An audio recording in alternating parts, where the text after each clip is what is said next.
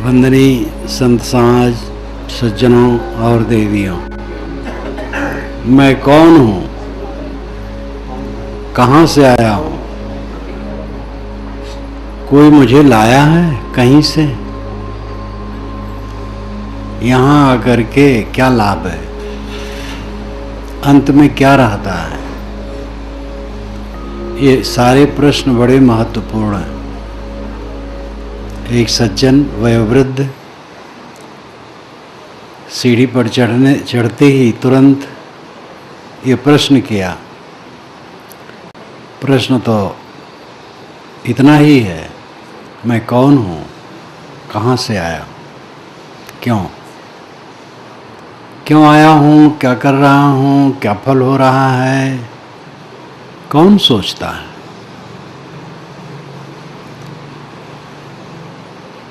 को ददर्श प्रथमं जायमानम् अस्तनवन्तं यदनस्था विभर्ति। को ददर्श प्रथमं जायमानम् अस्तनवन्तं यद अनस्था विभर्ति। भूम्या असृग आत्मा क्वचित् को विद्वान उपगात पृष्ठुमेतत्। को विद्वानम उपगात पृष्ठुमेतत्, ये ऋग्वेद का मंत्र है। को ददर्श किसने देखा है? प्रथमम जायमानम, पहले पहले उत्पन्न होते, स्तनवंतम यदनस्था विभर्ति, जो हड्डी वाली दुनिया है, हड्डी रहित ने उसको धारण कर रखा है। उस हड्डी रहित को किसने पहले उत्पन्न होते देखा है? ये अलंकारों में कहा गया है। दुनिया हड्डी वाली है, पत्थर, पेड़ पौधे, जमीन, एक कठोर पदार्थ इसमें है, पार्थिव जगत है। लेकिन अनस्था जो हड्डी रहित है, प्रकृति बड़ी सूक्ष्म है। उस सूक्ष्म प्रकृति का भी एक कारण हड्डी वाली दुनिया है। यानी स्थूल जगत सूक्ष्म प्रकृति से बना है। उस सूक्ष्म प्रकृति को उत्पन्न होते किसने पहले देखा है? दीर्घतमा ऋष कहते हैं। और वह सूक्त है जिसमें बड़े महत्वपूर्ण मंत्र हैं। उसमें ये भी एक महत्वपूर्ण मंत्र है। इस स्थूल दुनिया के कारण स्वरूप सूक्ष्म प्रकृति को उत्पन्न होते पहले किसने देखा है?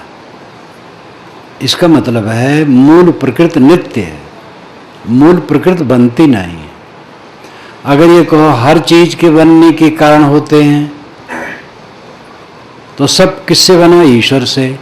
अब ईश्वर इतना महत्वपूर्ण वस्तु, वो किससे बना? तो दूसरे ईश्वर से। तो दूसरा ईश्वर किससे बना? तो कहां तक जाओगे?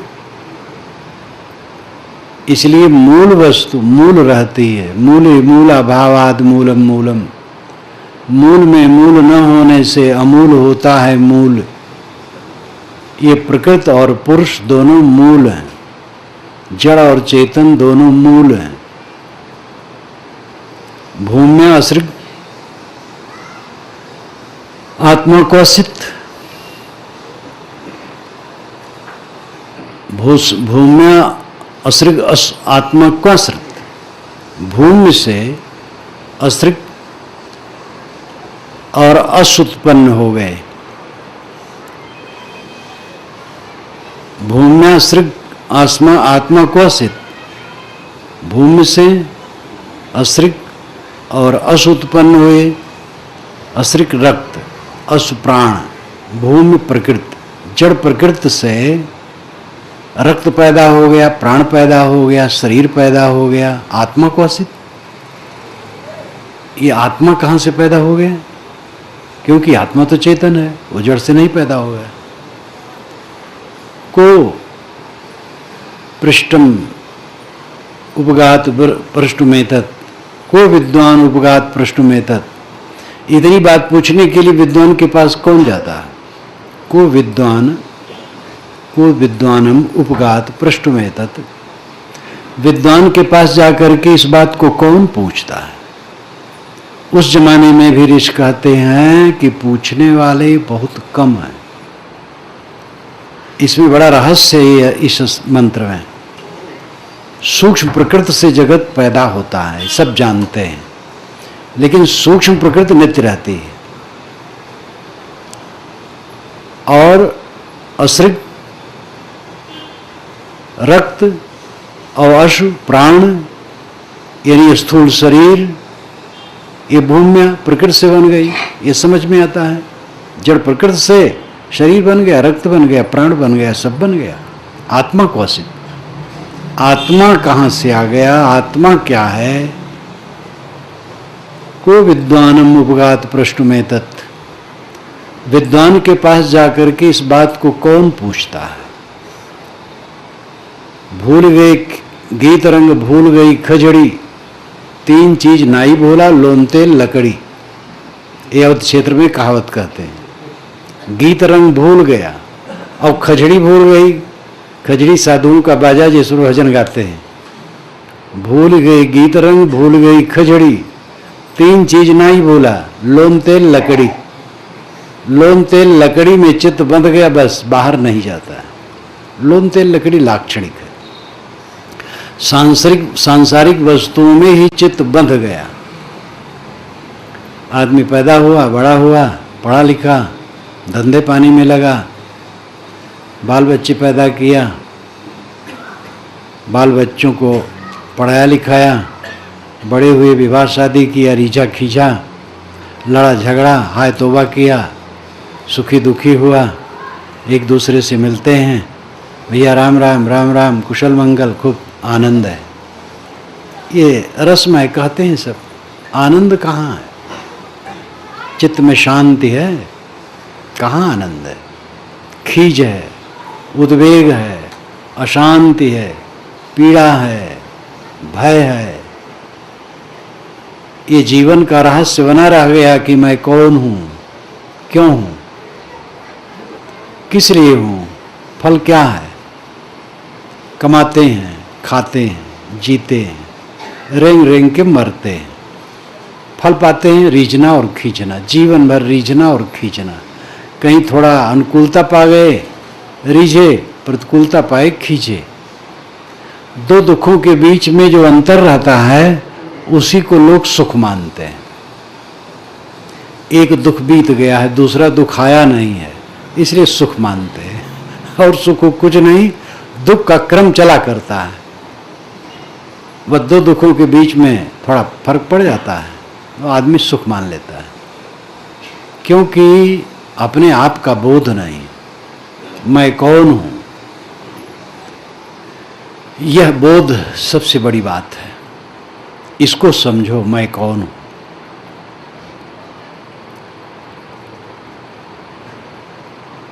मैं कहने वाला जड़ नहीं होता है, चेतन होता है। दीवार मैं नहीं कहती, कोई भी जड़ वस्तु मैं नहीं कहती है। मैं कहने वाला चेतन होता है। आप चेतन हैं, जड़ नहीं।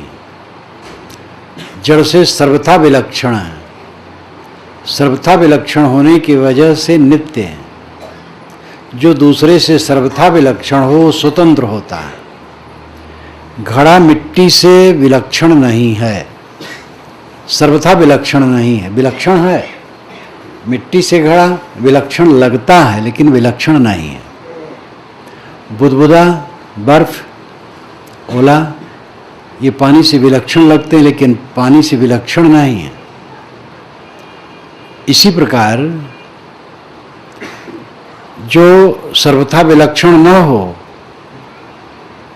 वो दूसरे का कार्य है, लेकिन जो सर्वथा विलक्षण हो वो स्वतंत्र है।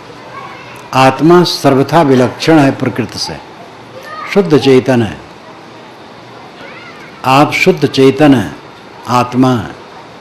आपको अपने आप की अनुभूति सब समय होती है, जाने अनजाने में मैं हूं, इस प्रकार का अनुभव होता। बोध नहीं कि मैं कौन हूं। लेकिन मैं का अनुभव होता है। मैं खाता हूँ, मैं आता हूँ, मैं जाता हूँ, मैं काम करूँगा, मैं काम नहीं करूँगा, मैंने तुम्हारी बातें मान ली, मैं तुम्हारी बात नहीं मान सकता। मैं का भंवर सबके अंदर में निरंतर चलता है।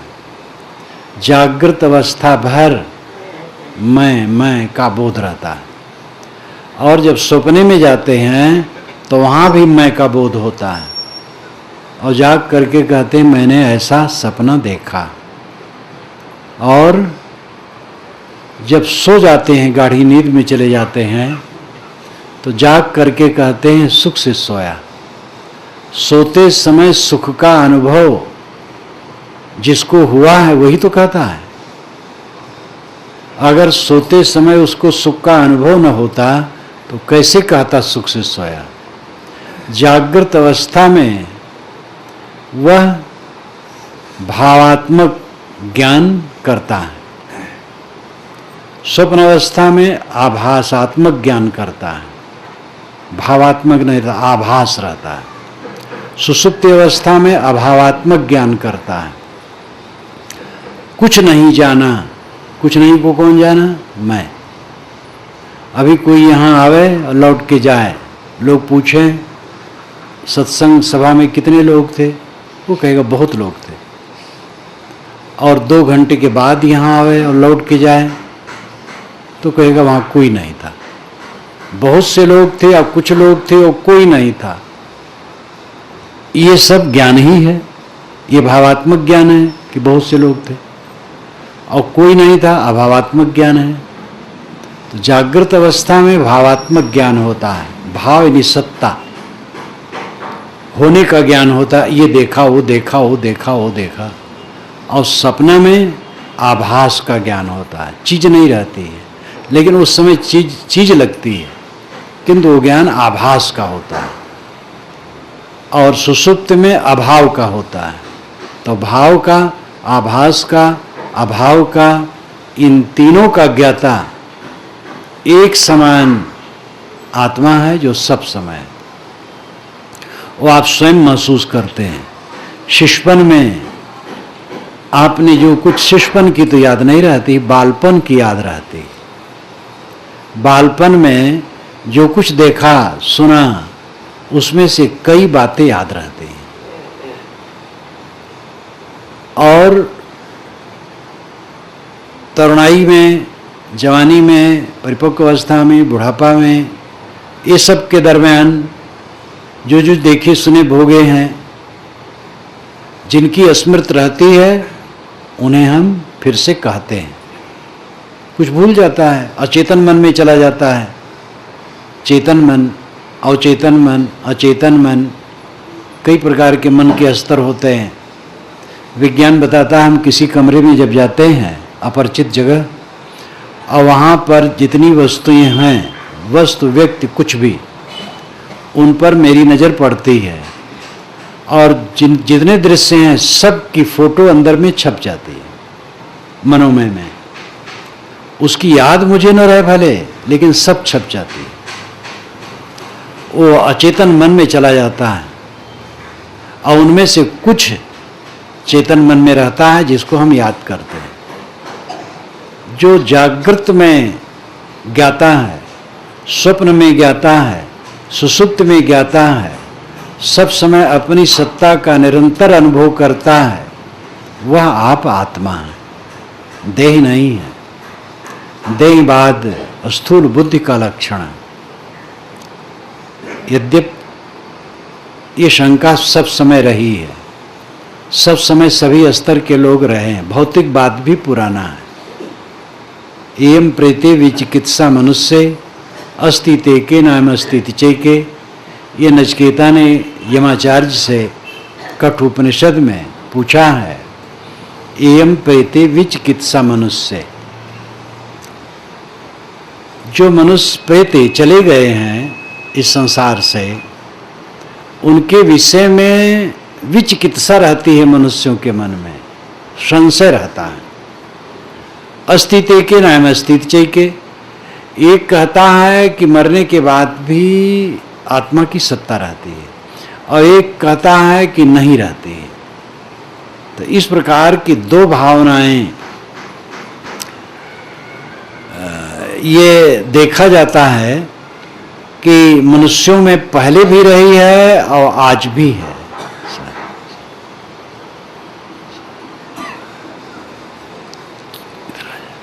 तो इस प्रकार विचारों का फर्क देखा जाता है।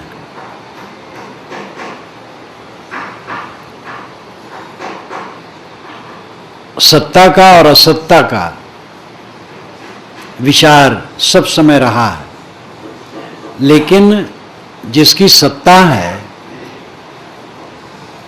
वही असत्ता कहता है, वो पागलपन से कहता है। कोई कहे मेरे मुख में जीभ नहीं है, तो जीभ के बिना वो कैसे कहता है? कोई कहे मेरा पिता बाल ब्रह्मचारी है, तो उसका कथन व्याघात दोषयुक्त है। जब पिता बाल ब्रह्मचारी है तो कैसे पैदा हुआ है? कोई कहे मैं नहीं हूं, सिद्ध हो गया वो है। एक डीआईजी पुलिस अफसर मिलने आए, कुशल मंगल पूछा, ज्ञान की बात होने लगी। उन्होंने कहा मैंने आत्मा का भी त्याग कर दिया है। तो मैंने कहा स्वयं का? तो चुप हो गए। कैसे कहें स्वयं का त्याग कर दिया? आत्मा का अर्थ होता है स्वयं। शब्दों के जाल में लोग पड़ जाते हैं। भौतिकवादी हो गए बहुत कड़े, तो कहना चाहते मैं आत्मा को नहीं मानता हूं, लेकिन जो आत्मा को नहीं मानता वो खुद आत्मा है। जो राम को नहीं मानता वो खुद राम है। जो ब्रह्म को नहीं मानता वो खुद ब्रह्म है। जो परमात्मा को नहीं मानता वो खुद परमात्मा है। जीव शब्द बुनियादी है, जैसे मनुष्य शब्द बुनियादी है, भौम की, जमीन की। ये सत्ता है, मतलब है कि भूमिका है, असलियत। जीव को ही चेतन, आत्मा, ब्रह्म, परमात्मा इत्यादि सारे विशेषणों से कहा जाता है। जैसे मनुष्य ये बुनियादी है। मनुष्य को ही पिता, माता, थानेदार, कलेक्टर, जज, कमिश्नर, राष्ट्रपति, विश्वपति, महात्मा, देवता, दानव, जो कुछ भी कहो, मनुष्य मूल है, ऐसे जीव मूल है। इसीलिए वेदांतियों ने कहा जीव ब्रह्म ही न पराः, जीव ब्रह्म ही, दूसरा नहीं। तो प्रश्न करने वाला कि मैं कौन हूं, वह चेतन सत्ता है और नित्य सत्ता है, निर्विकार सत्ता है, बदलने और विनशने वाला नहीं है। ये समझना चाहिए, एक क्षण में नहीं समझा जा सकता है। इसके लिए अध्ययन, मनन, सत्संग की आवश्यकता है। एक प्राइमरी स्कूल के अध्यापक होने के लिए भी लोगों को 20-22 वर्ष की उम्र तक पढ़ना पड़ता है। छोटा छोटा ज्ञान होता है। साइकिल का पंचर बनाना है, किसी उस्ताद से सीखना पड़ता है। एक बहुत बड़ा इंजीनियर है, साइकिल का पंचर नहीं बना सकता है। तो सामान्य ज्ञान के लिए कितना माथापच्ची करना पड़ता है। आत्मज्ञान सबसे सूक्ष्म विषय है, क्योंकि दृष्टा विषय गूढ़ होता है, दृश्य सरल होता है। हम अपनी आंखों से आकाश खुला हो तो हिमालय की चोटियों को देखते हैं, लेकिन अपनी आंख को नहीं देखते हैं। आंख से हिमालय की चोटियों को देखते थे, दूरी है, लेकिन खुद आंख को नहीं देखते हैं। आंख में लगे कज्जल को नहीं देखते हैं, आंख के पास के बाल को नहीं देखते हैं। निकट की वस्तु दुर्विज्ञेय होती है। जो निकट की वस्तु होती है वो देखने में उसमें कठिनता होती है। अब आत्मा निकट नहीं है, खुद है। निकट होने का तो अर्थ यह है कि मेरे पास, वो मेरे पास नहीं, वो मैं ही है। वह मैं ही है, मैं से अलग नहीं है।